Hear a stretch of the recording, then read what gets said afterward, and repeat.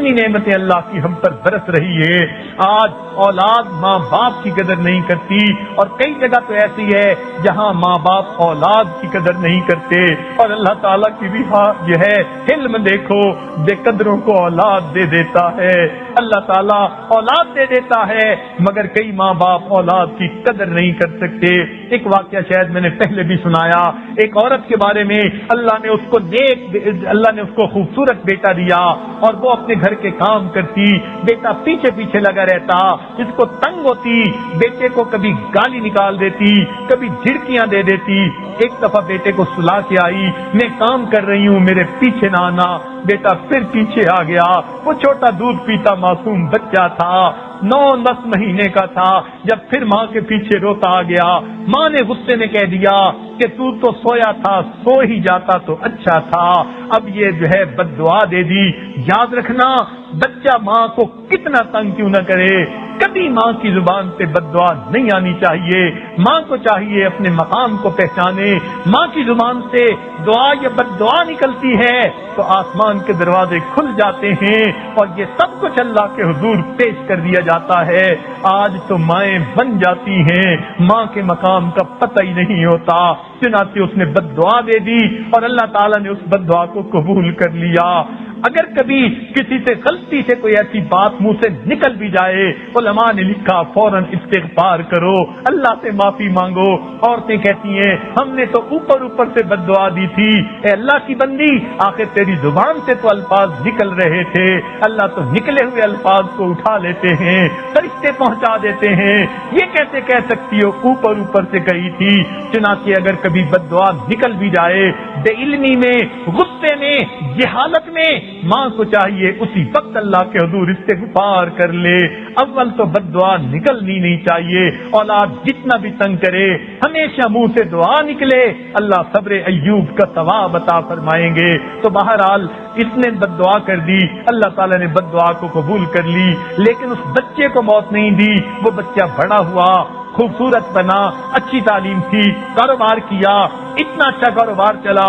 لوگ کہتے کہ جس گھر میں یہ پیغام دے گا ہر گھر والے اس کا رشتہ قبول کر لیں گے اور بیٹی اس کے نکاح میں دے دیں گے.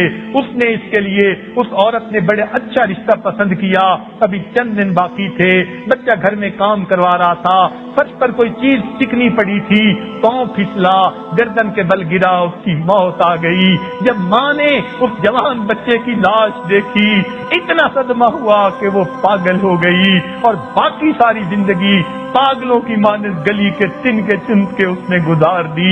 اب احساس ہوا یہ کتنی بڑی نعمت تھی جو اللہ نے مجھ سے چھین لی, حالانکہ یہ اسی کی اپنی بد دعا تھی. اللہ نے اس وقت بچپن میں موت نہ دی, پھل پکنے دیا.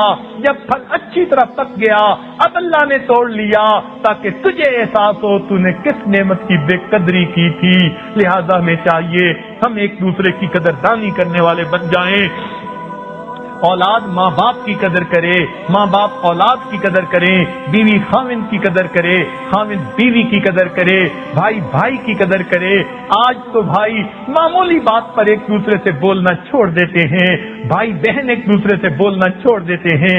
جن رشتوں کو اللہ نے جوڑنے کا حکم دیا, معمولی باتوں پہ یہ رشتوں کو توڑ دیتے ہیں. اللہ اکبر, آج انسان اتنا بے قدرہ بن گیا, خون اتنے سفید ہو گئے, اپنا مطلب اپنا لالچ ہوتا ہے.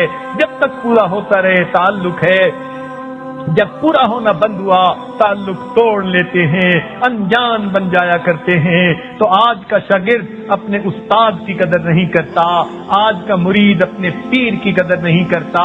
ہم اپنی زندگی میں کتنی نعمتیں ہیں جن کی قدر نہیں کرتے.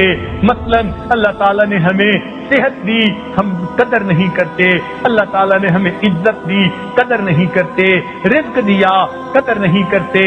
آپ سوچا کریں جب اپنے گھر کے اندر داخل ہوں, میرے مولا کتنی عورتیں ہیں جو کھلے آسمان کے نیچے راتیں گزار دیتی ہیں. ہیں، خیموں میں راتیں گزار دیتی ہیں، ان کو سر پہ چھت کا سایہ نہیں ہوتا۔ میرے مولا میں کتنی خوش نصیب ہوں، گھر میں قدم رکھ رہی ہوں، یہ چھوٹا سا گھر، یہ میری چھوٹی سی جنت ہے، میں سائے میں رہتی ہوں، آسمان کی چھت بھی میرے اوپر ہے اور یہ گھر کی چھت بھی میرے اوپر ہے۔ اللہ، کتنی عورتیں ہیں جو بازار میں مانگ کے روٹی کھاتی ہیں، ٹکڑے مانگتی ہیں، پتہ نہیں ان کے چہروں پہ کیسی کیسی مردوں کی نگاہیں پڑ رہی ہوتی ہیں۔ وہ کسی کی ماں ہوتی ہے، کسی کی بیٹی ہوتی ہے، کسی کی بہن ہوتی ہے، وہ بھی تو چوراہوں میں کھڑی مانگ رہی ہوتی ہے۔ آج میں گھر کے اندر اپنی پسند کے کھانے بنا کے بیٹھی کھا رہی ہوں۔ اللہ، یہ کتنی بڑی نعمت آپ نے عطا کی۔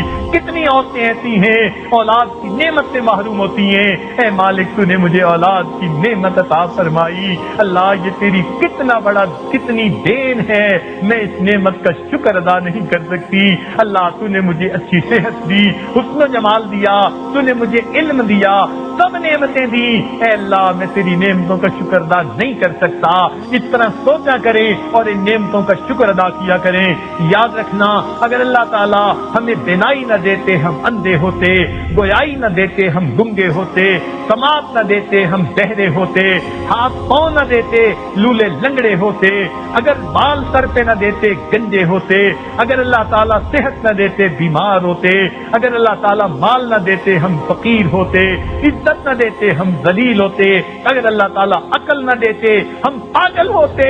یہ جو عزتوں بھری زندگی گزارتے ہیں یہ سب مولا کا دین ہے اور اس مالک کا کرم ہے۔ ہمیں چاہیے ہم ان نعمتوں کی قدر کریں اور اللہ کا شکر ادا کیا کریں، دوڑ دوڑ کے نمازیں پڑھیں، کلام اللہ پڑھیں، تسبیحات پڑھیں اور مالک کا شکر ادا کرتے جائیں۔ جتنا شکر زیادہ ادا کریں گے اتنا اللہ تعالیٰ اپنی نعمتیں اور زیادہ عطا فرمائیں گے۔ قرآن مجید میں اصول بتلا دیا، لئن شکرتم لازیدنکم، اگر تم میری نعمتیں، اگر تم میرا شکر ادا کرو گے نعمتوں کا، میں اپنی نعمتیں اور زیادہ عطا